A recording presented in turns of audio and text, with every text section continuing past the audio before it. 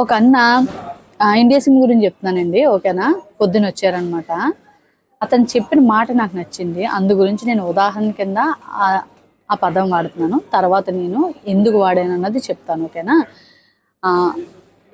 మామూలుగా ఇండియా సిమ్లోని ఎప్పుడుని 300-400 చేస్తాడంటే రీఛార్జ్. 3 నెలలు ఎంత వస్తుందంట, చక్కగా ఎప్పటి నుంచో వాడుకుంటున్నాడంట.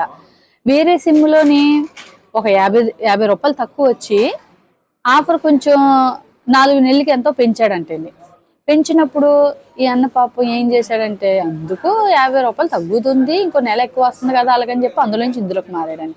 మారినప్పుడు ఏమైంది, ఆ సిమ్ బాయే, ఇంకో సిమ్ ఏమో అందులో సిగ్నల్ రాలేదు, వేసిన డబ్బులు అలాగే పోయాయి.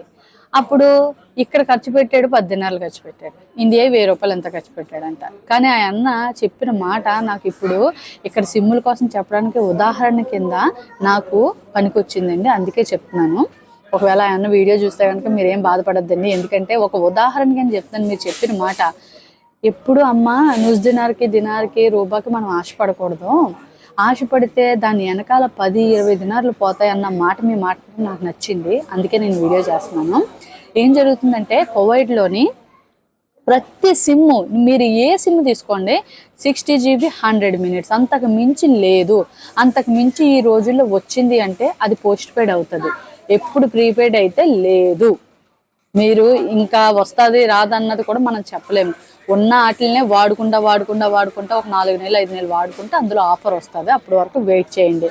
ఎవరైనా ఫోన్ చేసి మీకు 7 KDకి 250 GB ఇస్తాను, లేదంటే 100 GB ఇస్తాను, 200 GB ఇస్తానంటే ఆశపడిపోయి నొక్కండి నేను నొక్కేస్తున్నానని చెప్పి నొక్కేయద్దు, ఓకేనా. ఎప్పుడైతే అలా నొక్కుతున్నారో అది పోస్ట్ పెయిడ్లోకి మీకు తెలియకుండా వెళ్ళిపోతుంది. అప్పుడు మీరేంటి, వస్తుంది కదా నెట్ అనుకుంటారు, కానీ రేపు పొద్దున్నది మీ జీవితాన్ని తలకిందులు చేసేస్తుంది.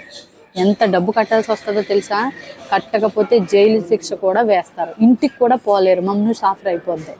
కాబట్టి తెలియని వాళ్ళకి కాల్ వచ్చినప్పుడు కట్ చేసేయండి, లేదంటే వద్దని చెప్పండి, ఓకేనా. ఇది ఉదాహరణకి అని చెప్పాను. మీరు ఒక దినారికి మీకు జీబీ ఎక్కువ వచ్చేస్తుంది కదా అని ఆశపడద్దండి. మనకి ఈ రోజుల్లో ఉన్నది 60 GB 100 minutes, అంతకు మించి ఆశపడద్దు. మీరు ఆశపడ్డారా రిస్క్లో పడతారు, అర్థం చేసుకోండి.